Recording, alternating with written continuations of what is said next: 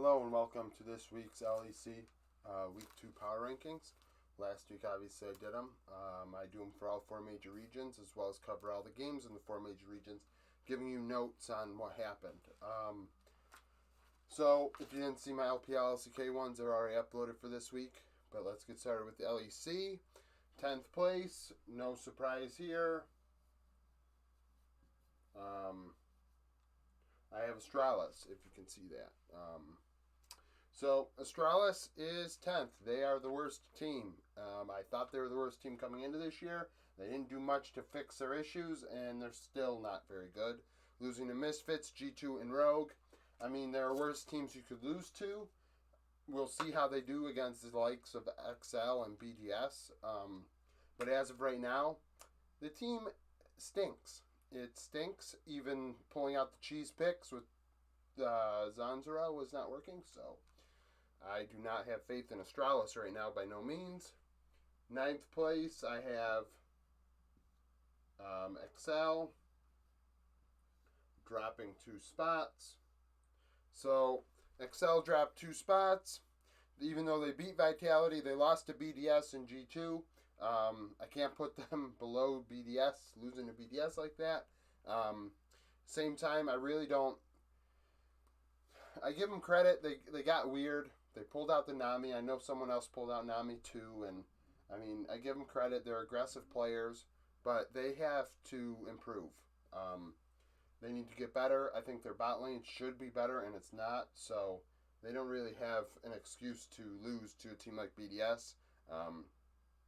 Their win against Vitality was nice. They eked it out. Vitality has a lot of work to do. But in the end, I still think XL looks like a bottom 4 team. 8th, I have BDS, who doesn't move in the rankings. Let me see if I can fix this board. It doesn't fall. Okay, let's hope it doesn't fall. So, BDS, I have 8th. Beat XL, lost to Fnatic and Misfits. There's potential here. There really is. Losing to Fnatic is not a problem. Misfits are looking like an okay team.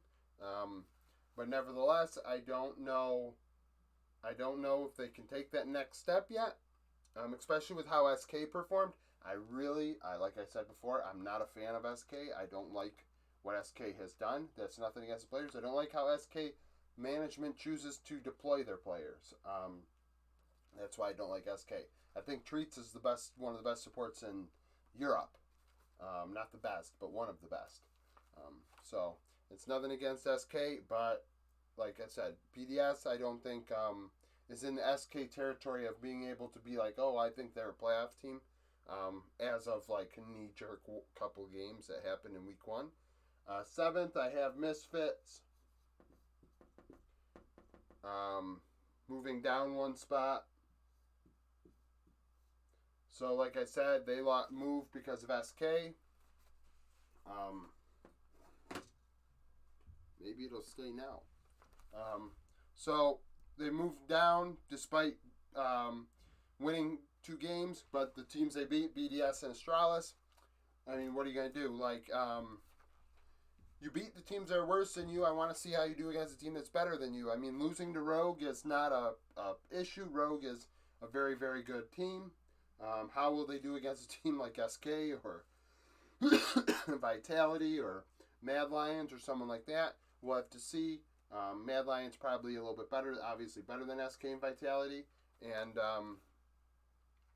G2, but nevertheless, I want to see how they do against better teams. 6th place, I have SK. SK moves up 3 spots. So SK beats Mad Lions. That's why they're up there. They beat a good team. Lost to Fnatic and Rogue, who are definitely much better than them. We'll see how SK does against the teams below them to figure out how to rate 6 through 10. Because 6 through 10 are all pretty much on even footing, in my opinion, where the first 5 are pretty close as well. So that's kind of how this league is right now, it looks like. At least after week 1, the LEC is split like here. So beating one of these teams is a big deal for one of these teams. That's what's going to get you in the playoffs, is stealing games off of these guys and taking care of business against the ones that are at your level.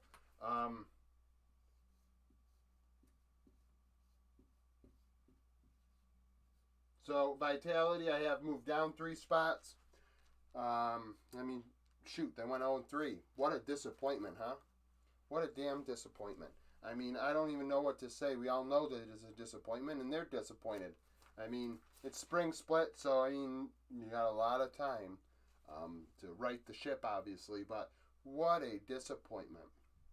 I mean, with all the money and all the star power on that team to go 0-3, like, sure, losing to Fnatic and Mad Lions, they're at your level, okay? You could lose to them. But losing to XL is unacceptable.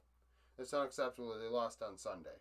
I mean, and I know that they know it's unacceptable, so I really don't have to harp on it. I moved G2 above them. G2 beat XL and Astralis. They beat the teams that they're better than. They get to go up there. I mean, and Mad Lions, they play Mad Lions. They have a young bot lane, G2 does. They're only going to get better over time. So as of right now, I mean, shoot. They are clearly in the mix. They are clearly better than XL and Astralis. So they're probably better than BDS and Misfits and probably SK too. I mean, they're in this range here of 1 through 5, I think, even with the young players they added. And Caps wasn't really a big contributor in the weekend, in my opinion. I mean, I can't think back to a time where Caps really stood out as like the reason why they won any of their games, but the bot lane was solid. So, I mean, shoot, they're 4th. I mean, I have them above Vitality. They showed up this week. 3rd, we have Mad Lions down 2 spots. Like I said, losing SK, unacceptable. You should be beating those teams. They beat Vitality and G2, though, who are in their wheelhouse. But they're not better than Rogue and Fnatic above them. So as of right now, they're 3rd. Obviously, things will change. Unforgiven looks like a solid player. I might actually, if I had to pick a team, this split that I'm going to like and not root for, but like in Europe, it's going to be the Mad Lions, because Unforgiven sounds like an underdog situation coming from a much lower league and coming out of nowhere and joining the team. So, I mean, I'm looking forward to how they do. Beating those 2 teams is a big deal. I mean, he outplayed the young bot lane in G2, and he outplayed Karzi. So, good for him. 2nd,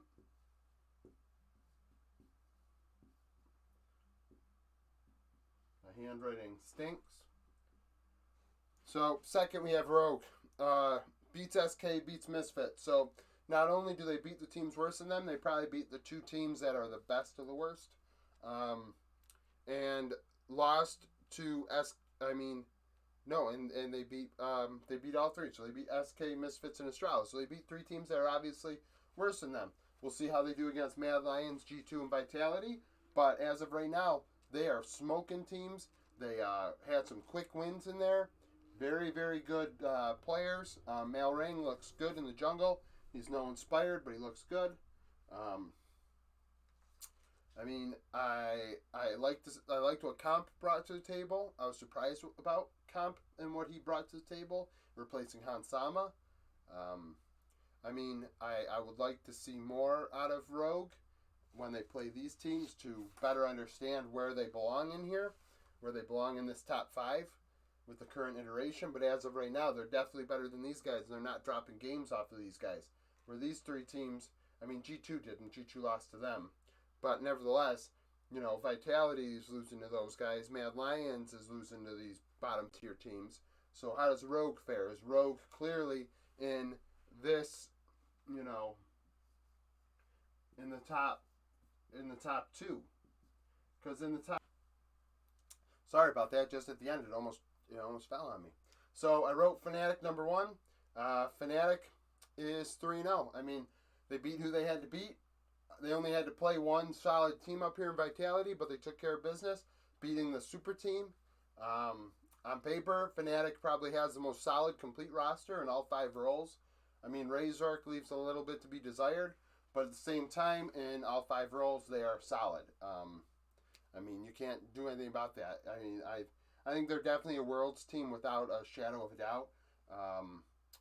Now, are they going to be the best team at Worlds? I don't know, because I think that you have a commodity in first with Fnatic that, I mean, shoot, I'm trying to think ahead 8 months, which who knows what's going to happen in the next 8 months.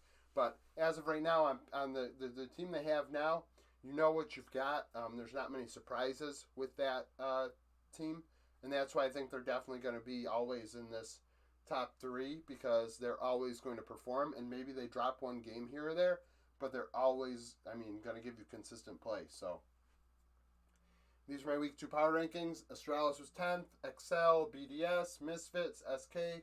A line here because I think that's where the drop-off is.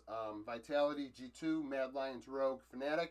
Vitality's obviously going to get their crap together. I mean, it would be an embarrassment if they didn't. So, thank you for watching the LEC Week 2 Power Rankings. Stay tuned this weekend. I will be covering the games and uploading those videos. I timestamped the game, so I know it says at the